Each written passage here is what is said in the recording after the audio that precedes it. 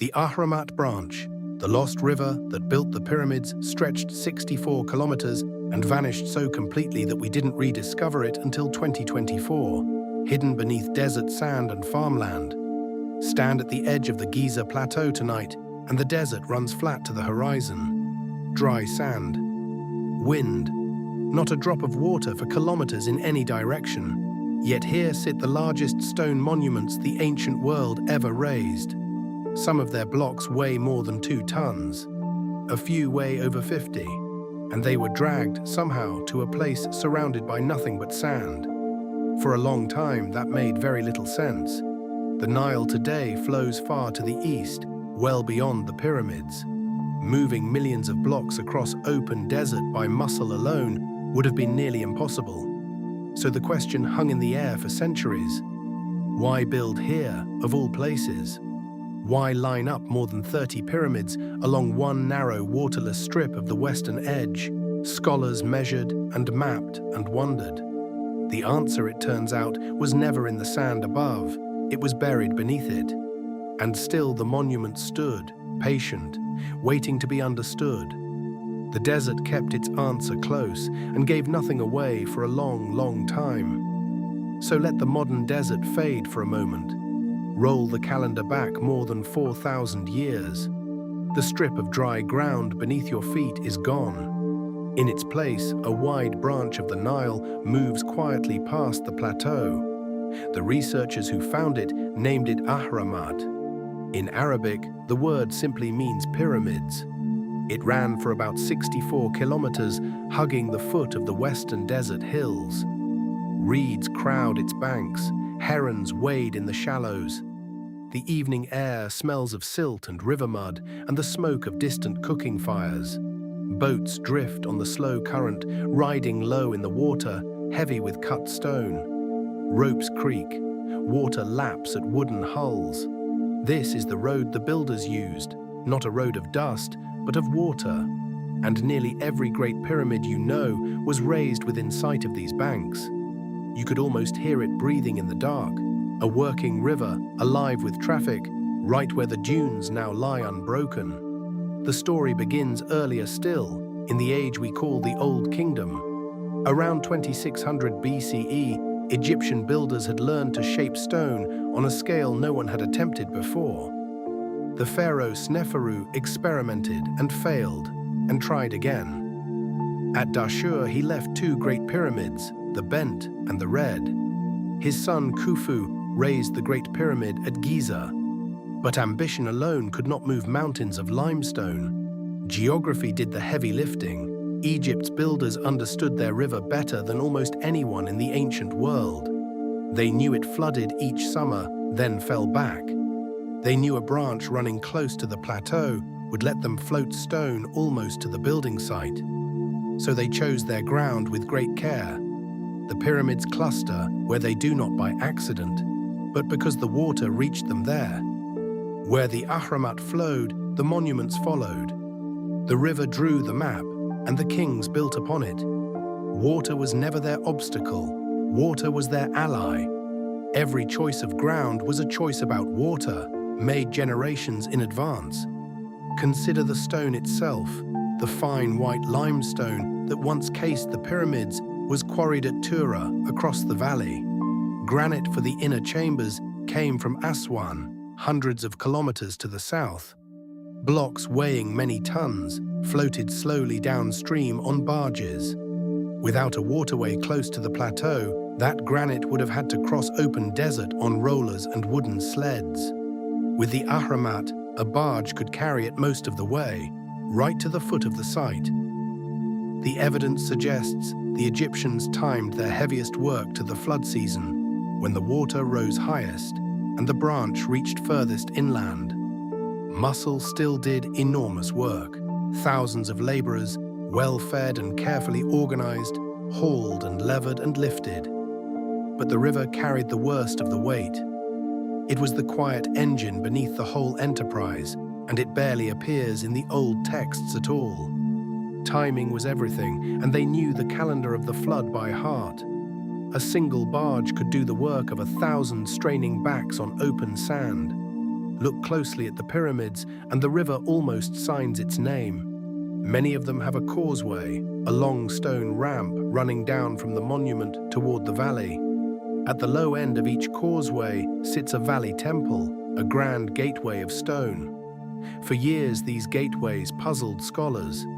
They stand on dry ground, facing nothing. But line them up against the ahramat's mapped course, and they fall neatly into place. Each valley temple sat almost exactly where the ancient bank would have been. They were harbors, river docks where funeral boats arrived and priests came ashore in procession. The causeways were the paved path from the water up to the tomb. So the gateways were not facing nothing after all. They were facing a river that has since vanished, still waiting at a stone quay for boats that stopped coming long ago. A quay of stone dressed for a river that would not return. Stand at the gateway now, and you face only dry air where a harbor once shimmered. And this is where the discovery turns strange. For most of a century, no one could prove the branch had ever existed. The desert had swallowed it whole. Then a team led by Emin Ghanem at the University of North Carolina, Wilmington, began reading the ground from above. They used satellite radar, the kind that can sense faint traces buried beneath sand and soil. Old survey maps, declassified satellite photographs from decades ago, taken long before anyone was looking for a lost river. And there, in the data, a long dark ribbon appeared. A channel running exactly where the pyramids lined up, one after another. To be certain, they drilled. Deep cores pulled up river sand and gravel from beneath the fields and dunes. Not wind-blown desert sediment, river sediment, the ghost of a Nile branch, confirmed from the soil itself in a study published in 2024. The desert had kept the proof, all along, just out of sight. What no shovel had found in 100 years, the radar traced in an afternoon. Picture that moment of confirmation. A drill turning slowly in a farmer's field near the pyramids. The core rising, layer by layer, out of the dark ground. And in it, the rounded grains and water-sorted sand that only a flowing river leaves behind. Silent proof that boats once passed overhead, where wheat now grows in tidy rows. The mapped branch stretched from the area of Giza in the north down to the town of Lisht in the south, threading past site after site. More than 30 pyramids stood along it, some enormous, some barely known today.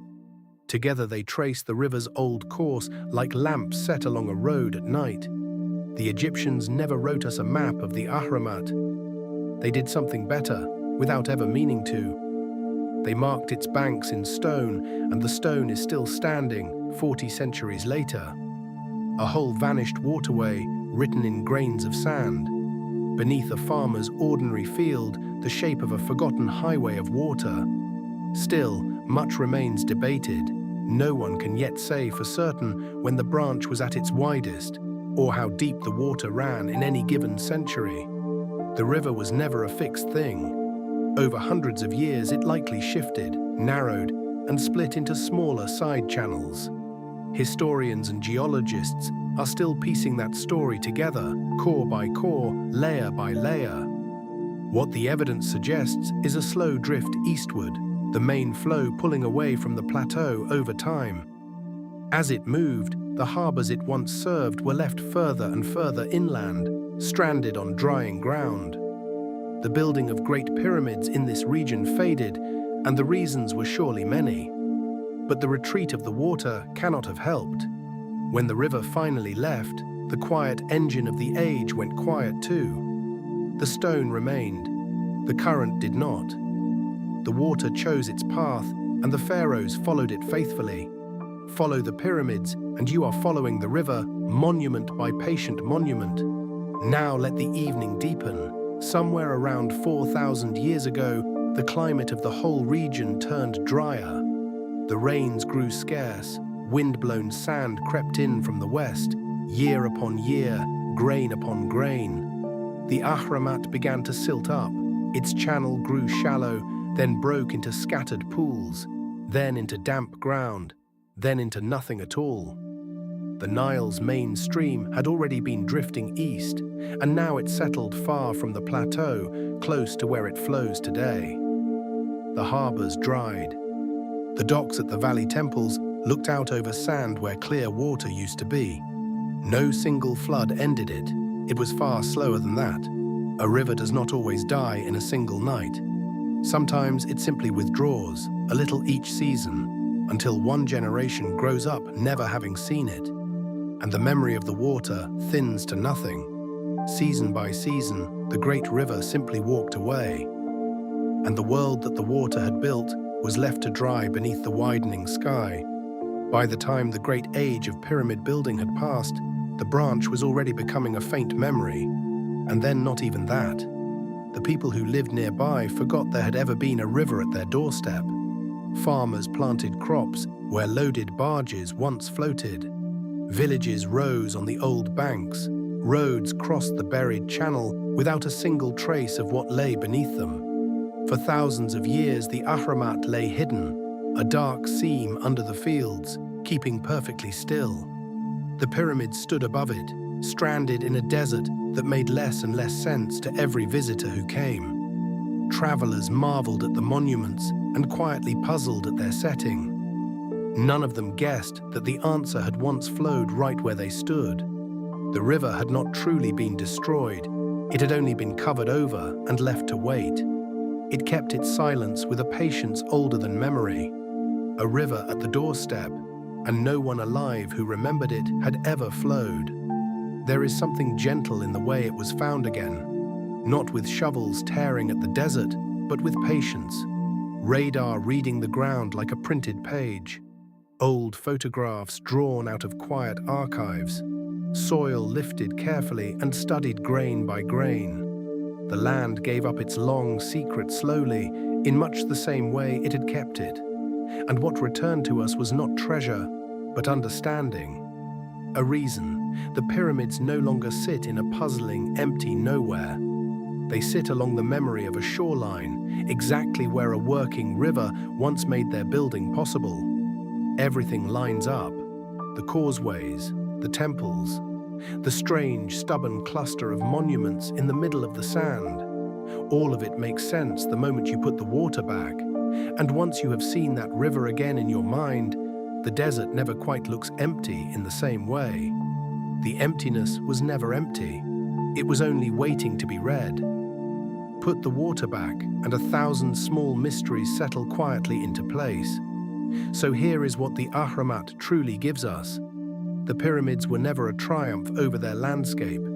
They were a partnership with it. We like to imagine armies of workers dragging stone across a cruel desert by sheer stubborn will. The truth is quieter and somehow far greater. The Egyptians did not fight the land. They read it. They found the water and let it carry what muscle alone never could. The lost river built the pyramids as surely as any hand. Every block that floated to Giza rode on a current that no longer exists. The monuments we call timeless were shaped by a river that ran out of time. And the desert that seems to mock them was once the very reason they could rise at all. The greatest wonder here is not the stone. It is the road of water that no one remembered. The river gave, and then the river quietly withdrew its gift. We built with the land, not against it, and called the result eternal. Tonight, the pyramids keep their watch over the sand. Beneath them, the old channel lies quiet, 64 kilometers of a river that ran dry before most of history was ever written down. It vanished so completely that we only found it again in our own century.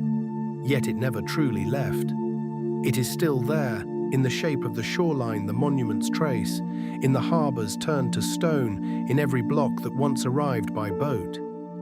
The sand covered the water, but the water had already done its work. And the pyramids remain, standing exactly where a lost river set them down. The desert holds its silence, the old branch holds its course, far below. And the story rests under the same moon that once shone on its banks. And so the watch goes on, in sand, in stone, in silence. The moon moves on. The channel keeps its course. The story asks nothing more.